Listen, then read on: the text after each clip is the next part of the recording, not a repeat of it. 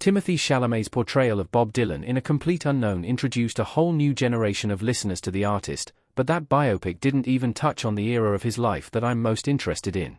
As one of the most influential musicians of the 20th century, Dylan's music had a major impact on popular culture, and his protest music continues to inspire countless activists. In A Complete Unknown, Chalamet depicted Dylan's rise to fame out of the Greenwich Village folk scene of the 1960s, but Bob's story didn't end there and was arguably even more fascinating in later years. There are so many eras of Dylan's life that would make for an excellent movie, as his reclusive years during the late 1960s actually led to some of his very best music. The mid-1970s saw Dylan's concert career revitalized as he traversed the United States as part of a traveling music troupe. Yet the Bob Dylan movie that I really wanted to see didn't touch on these eras either, and instead relates to perhaps the most divisive, controversial, and misunderstood period of the music legend's life story. Bob Dylan's brief born-again Christian phase would be a far more interesting movie.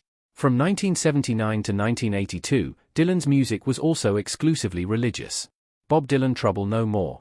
While A Complete Unknown showcased how Bob Dylan left many in the folk scene disillusioned as he traded his acoustic-based sound for fast-paced rock, roll and blues music, this was nothing compared to the reaction to him becoming a born-again Christian in 1979.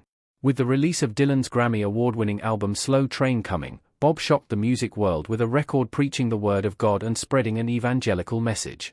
This period in Dylan's life was also one of intense personal struggles, as his marriage to Sarah Lones had come to an end, his film Renaldo and Clara received overwhelmingly negative reviews, and his music had become increasingly irrelevant. As a star who at one point had the world at his feet, the Dylan of 1979 was a lost soul in search of meaning in a meaningless world. It's out of this context that Dylan claims to have encountered a vision of Jesus Christ, via Phoenix New Times, in a Tucson hotel room and converted to Christianity. Following this supposed spiritual encounter, Dylan would go on long, biblical rants at his concerts, and his trilogy of gospel records would leave many thinking the once-dubbed voice of his generation had left secular music behind for good. While most music fans are well aware of Dylan's controversial decision to go electric, a movie detailing the background of this mysterious and little-discussed time in his life would be the holy grail of Bob Dylan biopics. I'm Not There briefly touched on Dylan's Christian era. This Todd Haynes movie explored 6 different facets of Dylan's life. Although Bob Dylan's born-again Christian phase is often ignored in films and documentaries on the enigmatic artist, director Todd Haynes did address this aspect of the musician's legacy in I'm Not There. As an experimental biopic that cast 6 different actors to play various iterations of Dylan, the opening credits of I'm Not There declare it was inspired by the music and the many lives of Bob Dylan. This was a unique and interesting way of exploring the artist's legacy, which didn't suffer from the cliched cradle-to-grave style of many other music biopics. In I'm Not There, Christian Bale played Jack Rollins, a folk musician inspired by Dylan's early career who rejected the protest music that made him famous and re-emerged as an ordained minister singing gospel songs under the name Father John. Bale's incredible performance tapped into the fascinating circumstances of Dylan's born-again period without being burdened by a need to follow the exact historical record.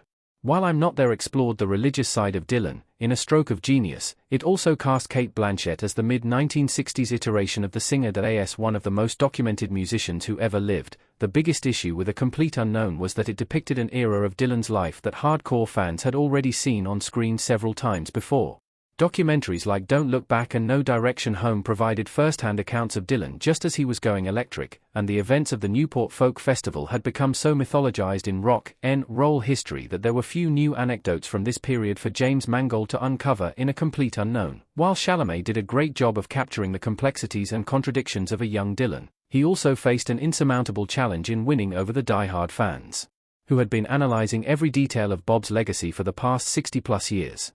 Instead of repeatedly depicting the sunglasses-wearing, frantic creativity of Bob in the mid-1960s countless times over, a movie that delves deep into an older Dylan once again shedding his image and reinventing himself in a way nobody could have expected would offer something we've never seen on screen before. Dylan's life story could carry its own massive franchise.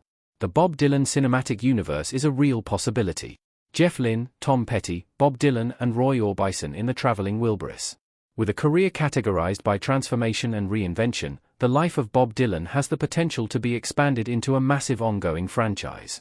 A Complete Unknown opened the door to countless new Dylan fans who connected with Chalamet's impressive performance, and the star himself has even hinted he's open to the possibility of reprising his role as the folk legend. In an interview with Nardwuar promoting A Complete Unknown, Chalamet said, "We could do part 2 and 3. It depends on how people react, which means a movie addressing Bob's religious phase isn't out of the realm of possibility."